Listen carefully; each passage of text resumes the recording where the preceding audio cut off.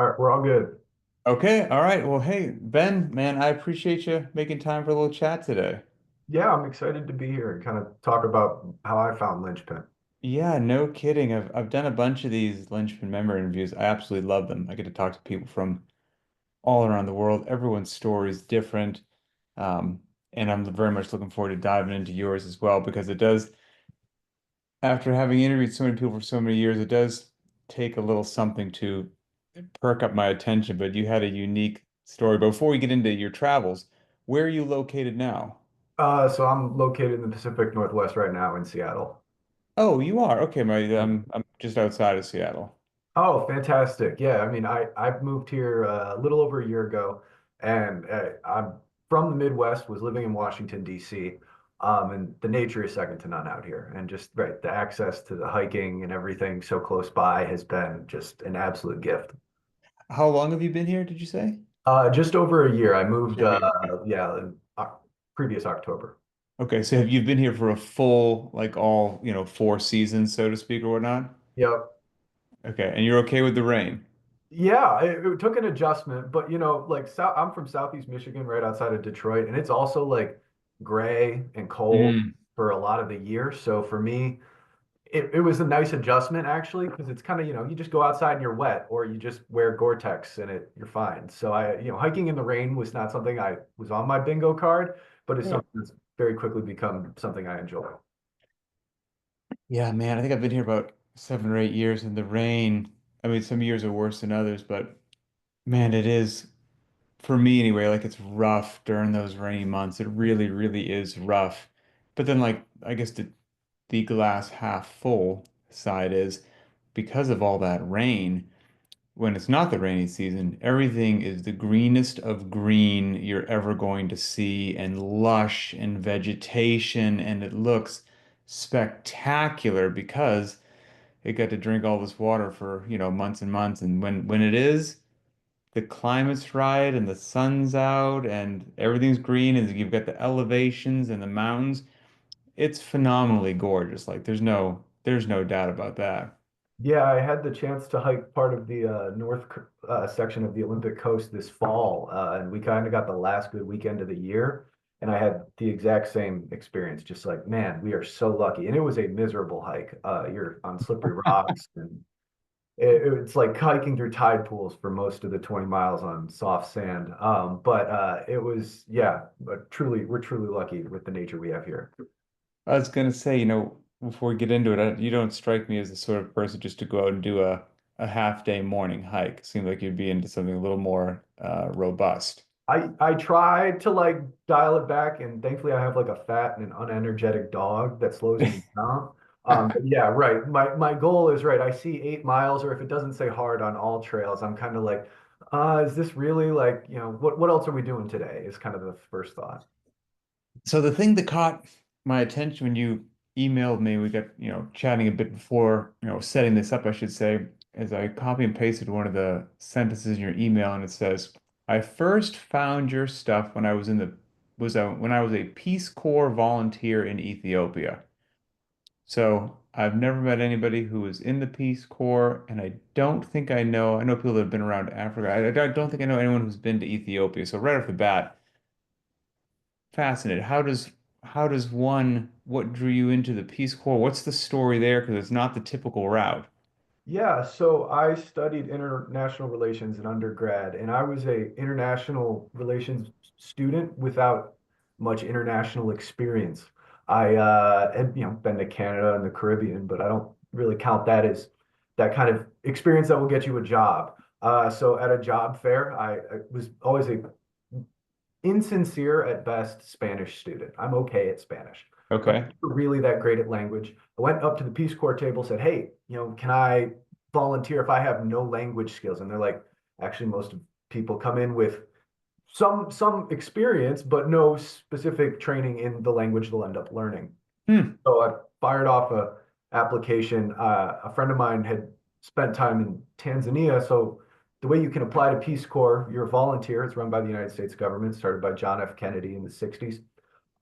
It's a really cool program in that, right, we're sending young people abroad who sometimes have a lot of expertise, sometimes have less expertise, but are very flexible and willing to do tough things to try to make the world a better place. And so you can apply to a single country, a region, or you can apply broad, like just generally. I preferenced East Africa. I thought the Horn was a very interesting place. I didn't know where I'd end up.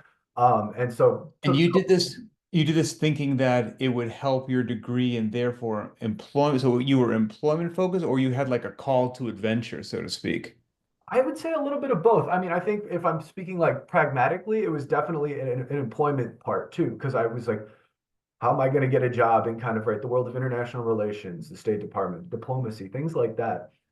I needed that experience Gotcha. to learn Okay. the language and to write really kind of do grassroots things. At the same time, I've always been someone that's felt called to service, whether it was like a little kid, you want to be a firefighter, right? Why? Because Mm, you help people. Or, and then as I was getting older and realizing that maybe not the firefighter wasn't in my future, but I want another way to help people. And I was kind of working my way through my degree going, how can I make a difference? And right, you hear about, kind of the way that the United States is able to project its influence around the world with, doing good things and helping people, these kind of soft power things. And I really, it drew me in a lot. So that's how I ended up kind of both a call to service and a professional move to go to Ethiopia. And so okay. those that are not aware, Peace Corps is a 27-month commitment, 3 months of training Oh, in country in what I'd say is a slightly nicer community than you will end up living in. And we okay. have intermittent electricity. And then you have 24 months of service in a community, depends, each country is different. So I was in most of us were in towns of less than 1,000 people, very small, no running water, electricity. And did you got to choose your region or your specific country? Like, how did that work? So I preference just a region. I was afraid of Okay. applying out of a position. Okay. Therefore, I was assigned Ethiopia. Okay. And so that was, and right, Ethiopia being a landlocked country, I was going, damn, I didn't get a place with a beach, but that's okay. Um, and so right, you're working in a community. I was a health education volunteer. So my goal was to help people improve the quality of their nutrition and their food. How to make sure your kids are fed right. And then sort of more basic things, water, sanitation, hygiene. And we were going to work on some latrine building projects to kind of improve community sanitation because that was a big issue. You went to the health center, you see the chart, there's a lot of cholera. Well, cholera is usually spread, human waste, things like that. Okay, how do we reduce that? Well, So this is what you're learning in the 3 month buildup, how to build a yeah, latrine, for example. yeah, and how to do like community house visits, things like that. But I'm also living with a family who I was fortunate enough, my host family spoke English, but I'm also learning Amharic at the same time. So that was half my day, 4 hours a day was language. The other four was kind of job skills, or just even sometimes some background on Ethiopia, kind of how to operate and move in this country that's very vastly different than anything I've experienced.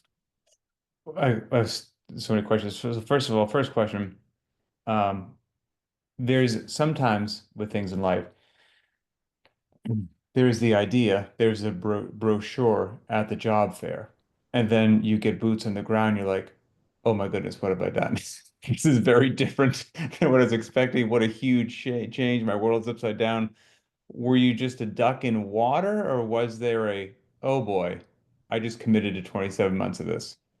Yeah, the day I got on the plane at Washington Dulles International Airport, I went, "Oh my God, we're actually doing this." And when we landed in Addis Ababa, that was also its own, "Whoa, this is different." Busy streets. Addis is a very nice city, for the most part. It's very developed, sure, right? Same developing world challenges exist there, but there is industry, there is, some money there. The African Union is based there. So there's 100 and something embassies within the capital. So there's infrastructure.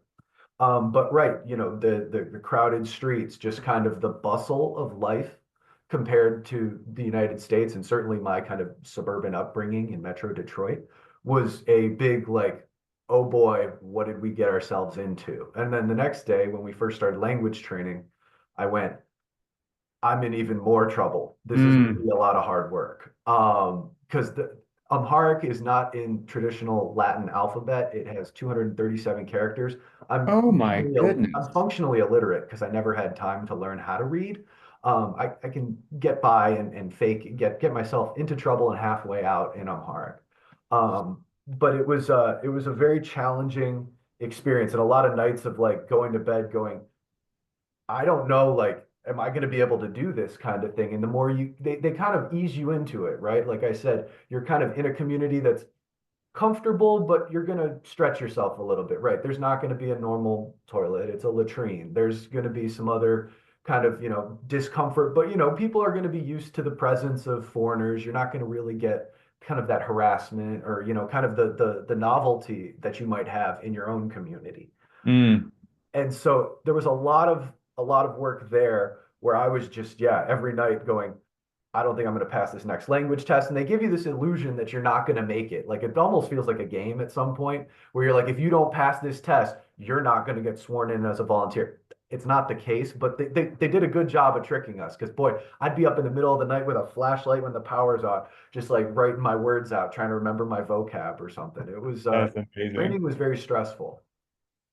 And then, so you get the 3 months worth of training, and then, I guess even that first phase, because like you said, they walk you into it. I mean, I guess how many years ago was this that you were So this would have been 2019. doing it? So Okay. Oh, recently. I mean, yeah. honestly, what was, do you remember before you even got to like your smaller village, let's go ahead and call it, when you were in that initial place for the 3 months? What just shocked the heck out of you as to I'm not in the world that I'm used to anymore on both sides of it? Like this is actually maybe cooler, and this and these things I drive me crazy and I miss home. That's a good question. I didn't think I'd miss food. I love food. I love eating. I'm not a particularly picky eater, but there was like a moment 3 weeks in where I was like, God damn, I need a burger and fries now. Like, craving a Snickers, something that I never even really have at home. Hmm. That stuff was tough. You can get beer and whatever else. I didn't miss any of that. But yeah, I would say the food was the first one because I really enjoy Ethiopian food. It's really good. And that doesn't take away from it. But man, sometimes some good old fashioned like fast food is just the best. What was the temperature and or air conditioning situation? Well, so this is kind of funny. So Ethiopia is fascinating in that there's a range of climates. You have mountains up till, my partner, she lived up at 12,000 feet. You could almost see the curve of the earth, and it Oh, snowed wow. most of the year. I lived in like a kind of like high desert at first, is where we did training. So it kind of looked like California. And then I kind of moved to another area that was kind of right on the edge of some mountains again, but a little more tropical and buggy. So I Mm. spent a lot of time slapping mosquitoes. I'm really good at it now. So my reaction time definitely improved. Do mosquitoes like you? Yeah, yeah, they do. I mean, it was everywhere, and yeah, it's a humble reminder to take your malaria medicine and all of that. Because my town specifically was we had, I think it was like 200 cases of malaria in one season, like 3 month season. And so there was, yeah, a little bit of that as well. Bugs though, you get used to them. So you eventually you finish and you successfully get christened as a volunteer, and though they made it sound like it, may or may not happen. And then what's the next phase when you go to your actual location? Yeah, so they do this whole swear-in ceremony at the embassy. It's like the only time as a Peace Corps volunteer you really go to the U.S. Embassy and kind of feel like royalty. Now, mind you, before that, I was showering. Well, I was supposed to have a shower, and Peace Corps put us up in a hotel in the capital. We didn't have water, so I'm using like a bottle of water to take a shower before I'm going to the Perfect. embassy. I was like, this is exactly the experience that I guess I signed up for. But no, they put us on a bus and gave us a bus ticket and said, we've given you directions to your town. Here you go. And so we've kind of traveled down as a group because they kind of batch you in groups. So it'll be kind of one regional hub, and then maybe everyone will be kind of shotgunned within 4 to 6 hours of that regional hub. So you all go Okay. down together, and then you all say goodbye. and then you're into your town. And we got to go to our town one time during training. They Mm. put us down with kind of a counterpart, someone from the community who kind of basically volunteered to be like, hey, I'll help this person out. And then the trick though was you had to find your way back to our training site from your community and remember your directions and your language, which is zero at this point.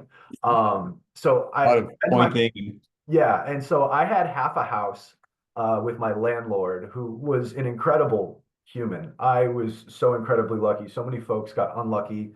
You know, landlords, they, right, see an American, well, hey, Mr. New York, you've got money. Can you help me out? He never asked for a damn thing and only Hmm. gave it. It was truly like he's somebody I continue to look up to. Hard to stay in touch, but we do have Facebook connections. So when he has internet, it's great to hear from him. But I shared half a house, concrete floor, mud walls, but the concrete floor is great because bugs don't get through as much.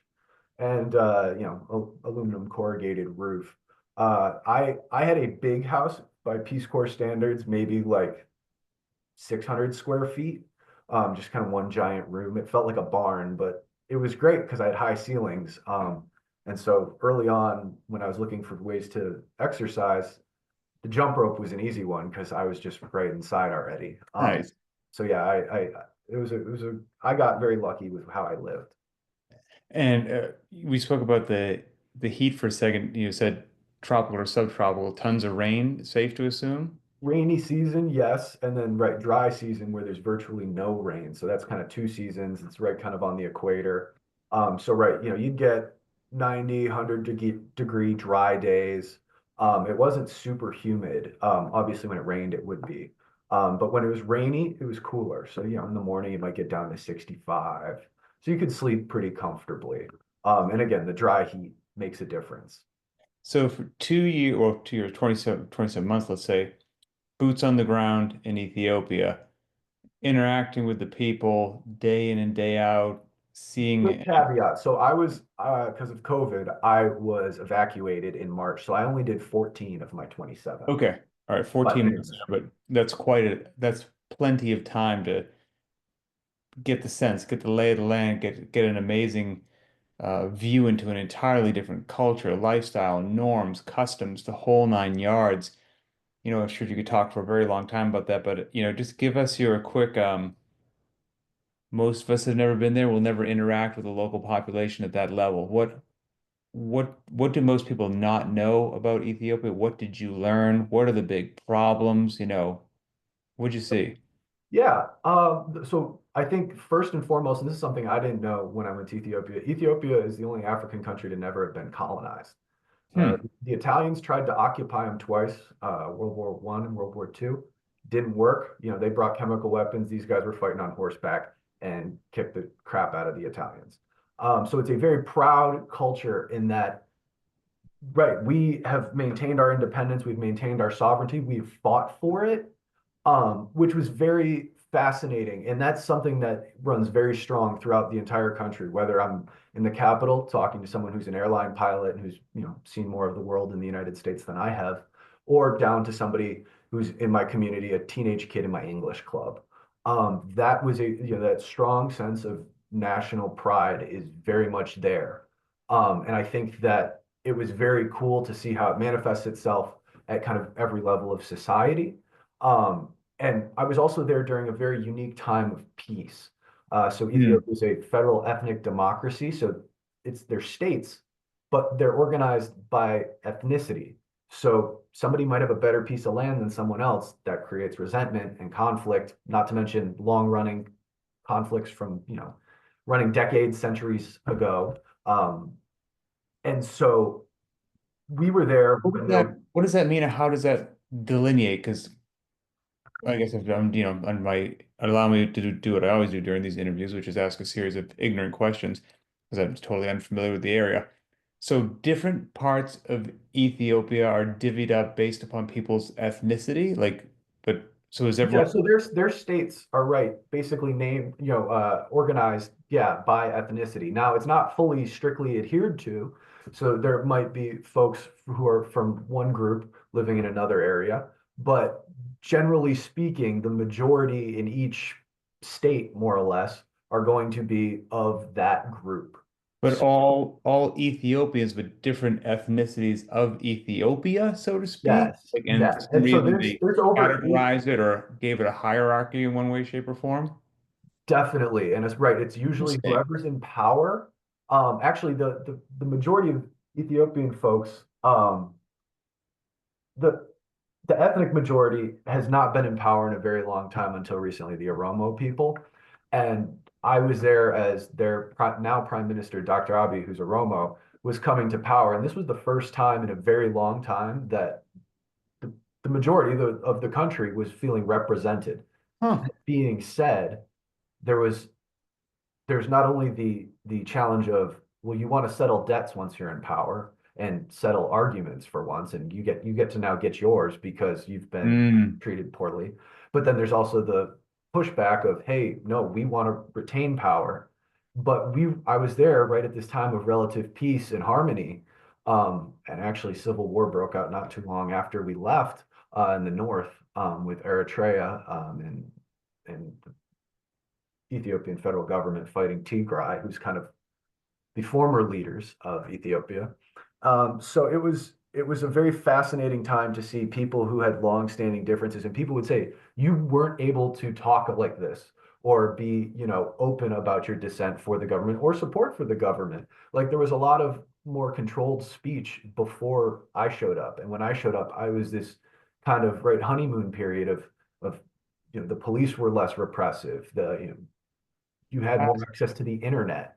And because a lot of times, when bad things happen, they shut off the internet because it prevents people from organizing. Well, Wow. while I was there was actually an attempted regional coup, and they shut off all cell communication for 14 days. Um, and it was as they were sorting things out, and then they slowly turn it back on, but they kind of roll it out so the areas further away get cell service first, and then and the more problematic areas get it last. Isn't it amazing? I'm fascinated to hear this stuff too, because there's different this will probably come as a shock to many people who will be like, "What? You're saying that the government shut down cell phone service and Wi-Fi and based upon your ethnicity, you get the better land or whatever it happened to be." I've got a feeling there'll be some folks that like just can't believe that because you can be well traveled, but that can mean very different things. Well traveled might just mean you've been to Paris, you've been to Milan, you've been to the Bahamas, but everything everywhere is this, place. Yeah, the food's a bit different, the language is a bit different, but it's not wildly different than the life that you live on a normal basis in the United States most of the time. For And sure. then you could do some traveling like you've done, or potentially people who are involved in the military and go to every corner of the earth where they want to or not and see things as well. So I'm always fascinated to hear these people who have you've traveled but a road much less traveled. So that's really, really interesting to me. I didn't know that whole shut the cell phone service down for a couple weeks thing. Yeah, that was a big eye opener. But I didn't have to deal with any unrest, things like that. Thank Old, goodness. yes, older volunteers talk about, right. You look out your hotel room window, there was a soccer game, somebody got hurt, and now there's cars being lit on fire outside, and the hotel owner's like, please don't, like, stay in your room, please do not. Hmm. So I got very lucky. There wasn't any of that. I don't have too many horror stories, other than a couple gnarly food poisoning incidents. And what is it, that's some of the craziest, what are the good things, the warmth, potential kindness? Like what is it about the Ethiopian people that most people don't know because they're not going there? Like I said, I think it's the sense of national pride, and that you're always there's also a very like hospitable environment. The number of people that are just, hey, you come in and sit, have coffee with me. Mm, Coffee is a big, obviously, kind of originated in Ethiopia, or one of the points of origin. It's also a very strong point of national pride. Life revolves around coffee. If you don't have your coffee breaks in the middle of the day, I couldn't get my teachers to ever do anything with me or anybody at that's the call awesome. center.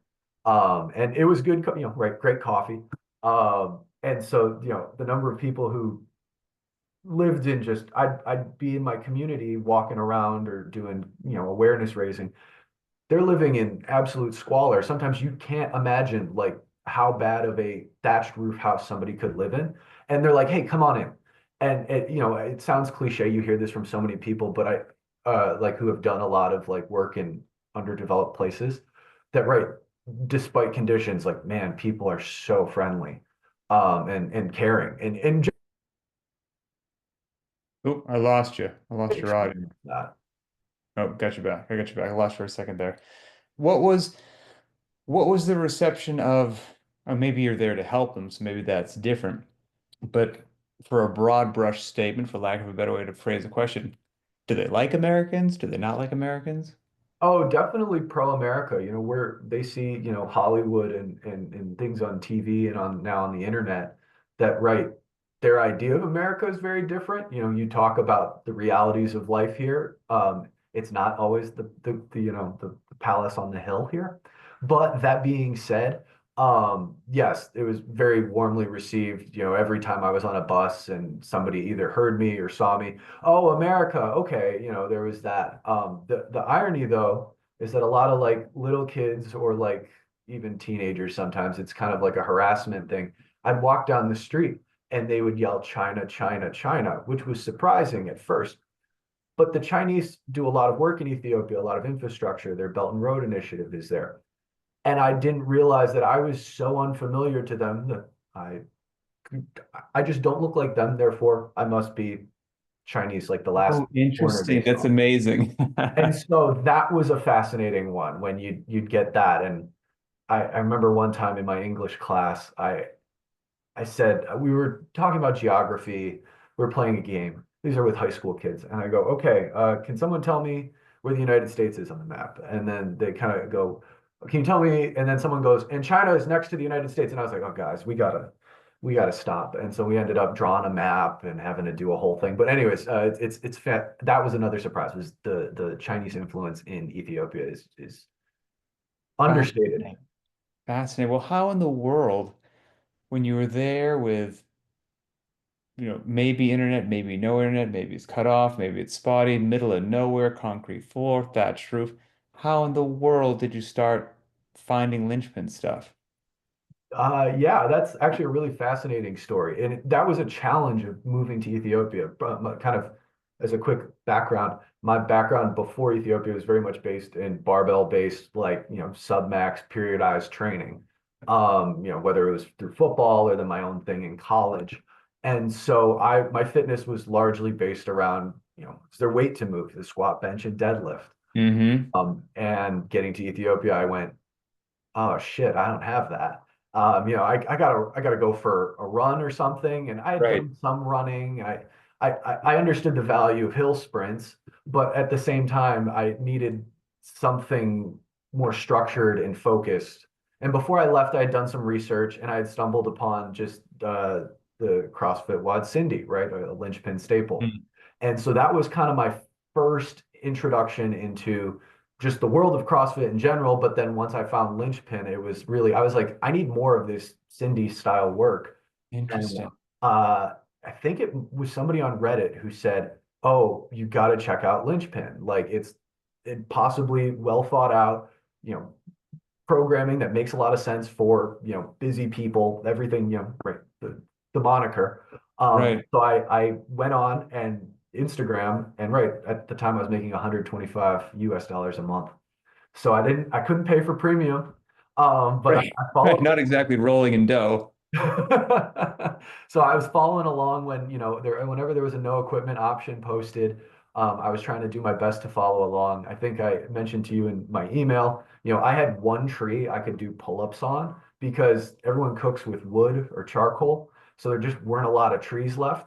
And so I ran 2 miles kind of along a ridge line kind of down in this hidden spot, which was nice. I had some privacy, which I didn't have a lot of. People like watching what the pale face is doing, and rightfully so. I was probably pretty entertaining. Right. But yeah, a single tree branch and just started grinding away on linchpin wads. That might be one of my favorite story of all time. Just finding it in Ethiopia and then literally being in such an austere condition that you have to run 2 miles to a tree to do pull-ups. And then, Yeah, of course, you got to get home. So there's a 2 mile run back. and it was uphill on the way home too. So yeah, it was a lot of it was a very fascinating and at first was an That's impediment, but dedication. yeah, it sucked because right, like going home was terrible. It was awful.